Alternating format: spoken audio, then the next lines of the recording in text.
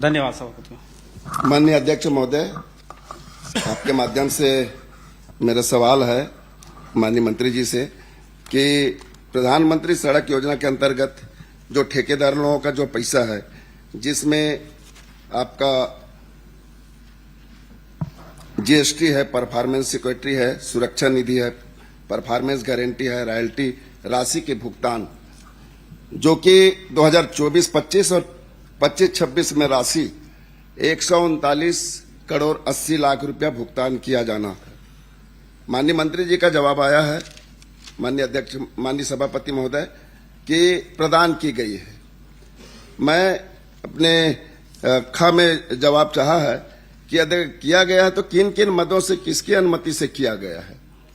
तो इसमें जी नहीं, उक्त राशि व्यय छत्तीसगढ़ शासन वित्त विभाग के सहमति के अनुसार जीएसटी, परफॉर्मेंस सिक्योरिटी, सुरक्षा निधि, परफॉर्मेंस गारंटी, रॉयल्टी एवं अनुसरण मद के अंतर्गत लंबित देयों का भुगतान किया गया है, जबकि किसी प्रकार की जानकारी नहीं दिया गया है। माननीय सभापति महोदय, अभी 2 मिनट पहले मेरे पास जानकारी अभी आया है।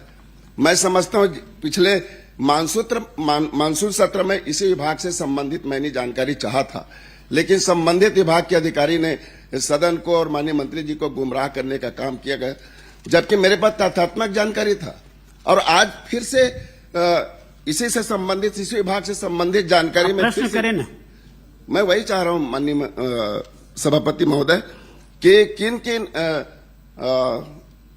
ठेकेदार को यह राशि वितरण किया गया और कितनी कितनी राशि कब कब दिया गया। ठीक।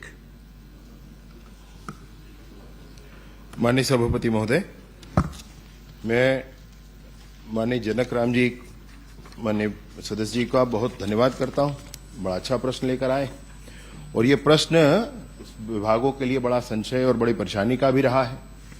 और विशेष रूप से इस पे आपसे ये बात कहना चाहता हूं कि विगत सरकार रही, विगत सरकार में 228 करोड़ रुपया जो जीएसटी का पैसा था, जो एडिशनल परफॉर्मेंस सिक्योरिटी का पैसा था, जो मैं इस बात को इसलिए बता रहा हूं माननीय सभापति महोदय कि इसको विषय को समझने के लिए इसकी आवश्यकता है। मैं ठीक है कह सकता हूं कि किसको कितना मिला, किसको वो अलग मामला है, लेकिन विषय को समझने के लिए इसकी आवश्यकता है, इसलिए मैं स्पष्ट कर रहा हूं। Security deposit, royalty, performance security, liquidated damages security आदि आदि विषयों को लेकर के अनुरक्षण मद में राशि मिलती है। और अनुरक्षण मद में जो राशि मिलती है, वो राशि, अनुरक्षण मद में जो राशि मिलती है, वह राशि 2 बातों के लिए मिलती है। इन मदों के लिए भी मिलती है, साथ ही साथ उसमें नवीनीकरण भी के काम भी किए जाते हैं, सुदृढ़ीकरण के भी काम किए जाते हैं, मेंटेनेंस के काम भी उसी मद में होते हैं। अभी माननीय सदस्य ने जो पूछा है माननीय सभापति महोदय, वह यह पूछा है कि 24-25 और 25-26 में 139 करोड़ रुपया मिला है क्या? तो इस मद में मिला है माननीय सभापति महोदय, लेकिन सिर्फ सिक्योरिटी डिपॉजिट वापस कर देंगे इसके लिए नहीं मिला है। और वो कौन सी सिक्योरिटी डिपॉजिट है माननीय सभापति महोदय, सदन के समक्ष यह भी विषय जरूर आ जाना चाहिए। और उसमें मैं आपको विशेष रूप से बताना चाहता हूं कि बजट नहीं था, बजट में प्रावधान नहीं था, वित्त विभाग की अनुमति नहीं थी, फिर भी 2023 में एक टेंडर लगा दिया गया, वो काम शुरू हो गया माननीय सभापति महोदय। ऐसे ही बजट में प्रावधान नहीं था, वित्त विभाग की अनुमति नहीं थी, फिर भी जुलाई 2023 में एक टेंडर लगा दिया गया और वो टेंडर का भी काम शुरू हो गया। अब जब नई सरकार इसमें एसडी, पीजी, एपीएस, रॉयल्टी माने एडिशनल परफॉर्मेंस सिक्योरिटी और performance guarantee, security deposit, royalty, GST, इन सारी चीजों के भुगतान की राशि जो 228 करोड़ था, ये सारे ही राशि का उसके माध्यम से भुगतान कर दिया गया।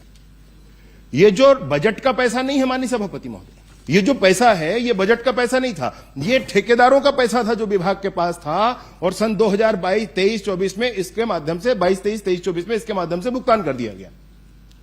और इसलिए ठेकेदारों के वो पैसे नहीं मिले।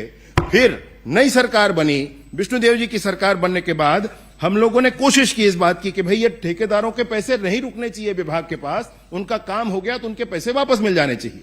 तो हमने वित्त विभाग से आग्रह किया कि हमको इस मद में हमको अनुमति दी जाए कि हम ये राशि वापस कर सकें। ये वित्त विभाग को हमने पत्र लिखा माननीय सभापति महोदय। इस पत्र के माध्यम से सारे ही कामों का, चूंकि मद एक ही होता है, उस मद में सारे ही कामों के लिए हमने अनुमति मांगी। हमको कुछ अनुमति मिली और उस मिलने के बाद कुछ काम उसमें कराए गए, जिसका डिटेल भी मेरे पास उपलब्ध है।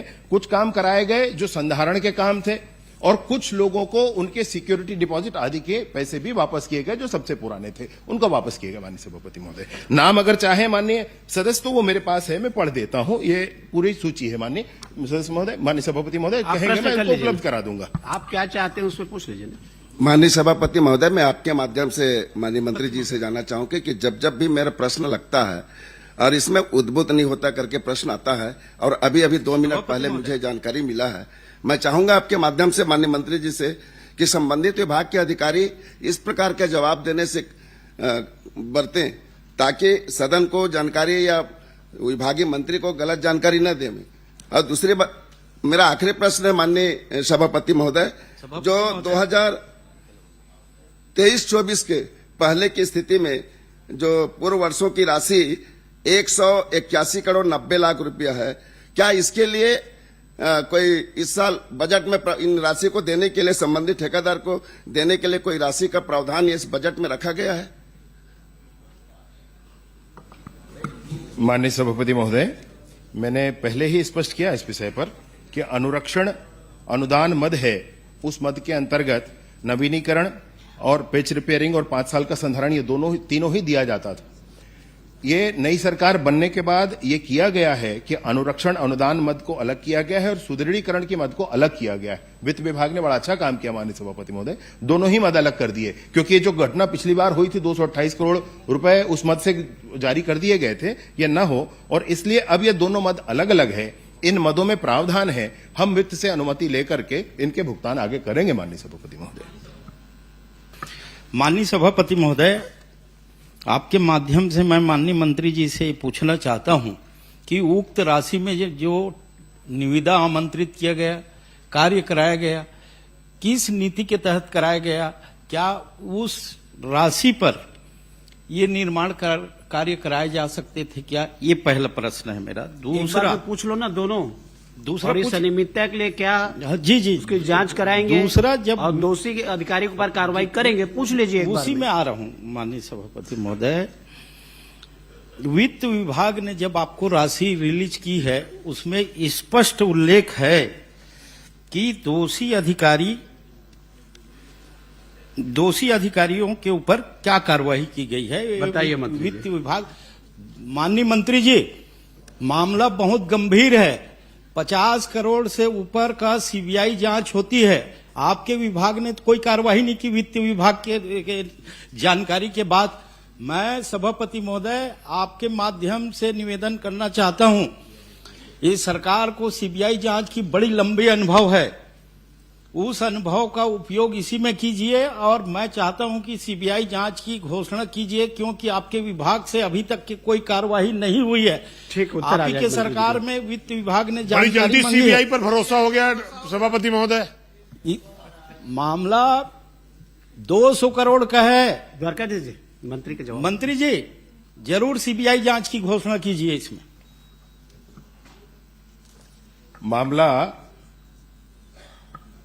फरवरी 2023 का है माननीय सभापति महोदय, जुलाई 2023 का है माननीय सभापति महोदय, और उसके उपरांत भी अभी नई सरकार बनने के बाद इसमें विभागीय जांच तो होगी ही होगी माननीय सभापति महोदय, सजा भी होगी निश्चित रूप से। माननीय सदस्य अगर ये कहते हैं कि उनको केंद्रीय एजेंसियों पर पूर्ण विश्वास है, आपको कह दें तो कुछ आगे भी सोचा जाए माननीय सभापति। सारी निष्पक्ष जांच करेगी तो बिल्कुल भरोसा है। जांच ही एजेंसियों पर विश्वास है, ऐसा माननीय सदस्य कह दें अगर, जांच निष्पक्ष होनी चाहिए। और चलिए, मैं तो बोल दिया जांच निष्पक्ष हो, भरोसे की बात बोले हैं तो निष्पक्ष जांच हो, मैं भरोसा दिला दिया। कर दीजिए घोषणा सीबीआई जांच की। कुंवर सिंह निषाद। माननीय सभापति महोदय, मामला गंभीर है। जांच में दोषी पाए जाने पर कार्रवाई होगी। माननीय सभापति महोदय का जवाब आ गया। किस स्तर के अधिकारी जांच करेंगे? सदन से कराएंगे क्या, विधायक दल से? इसमें प्रारंभिक विभागीय जांच संस्थित करना आवश्यक है माननीय सभापति महोदय। उसकी भी प्रशासकीय अनुमति वो हो चुकी है। 16 जनवरी को, और उसके लिए विशेष सचिव स्तर के अधिकारी से प्रारंभिक जांच करवाएंगे, विभागीय जांच। जो उसमें निकल कर आएगा उसके आधार पर हम कार्रवाई करेंगे। कब तक जांच हो जाएगी माननीय मंत्री जी? एक बार विभागीय जांच संस्थित हो जाने दीजिए, मैं निश्चित रूप से उसको करूंगा। मतलब आप एकदम मत सोचिए, श्री कुंवर मामला ही सिंह नहीं है, साहब। इस पर तो कार्यवाही होनी ही चाहिए भाई। माननीय सभापति महोदय, समय निर्धारण करेंगे क्या जांच का? माननीय मंत्री जी, आपसे अनुरोध है। मैं आग्रह पूर्वक कहना चाहता हूं माननीय सभापति महोदय, इसमें ये विषय बहुत बाद में ध्यान आया, और ध्यान में आया वित्त विभाग ने जब ये कहा कि भाई ये नहीं हो सकता था, हमारे हिसाब से तो वो 228 करोड़ दे दिए थे, लेकिन ध्यान ये आया कि ये तो सरकार का पैसा ही नहीं था जिसको सरकार के काम में उपयोग कर दिया गया। तब समझ में आया कि अपराध हुआ है, और ये उस समय के अधिकारियों को, उस समय के माननीय मंत्री के लोगों को करना महोदय, नहीं था। मुझे कंफर्म करना, एक मिनट। तब यह स्पष्ट हुआ माननीय सभापति महोदय, इसीलिए इस पर विभागीय जांच की मैं बात कर रहा हूं। इसकी विभागीय जांच करवा करके प्रतिवेदन आने दीजिए, उसको भी स्पष्ट रखेंगे, और जैसा प्रतिवेदन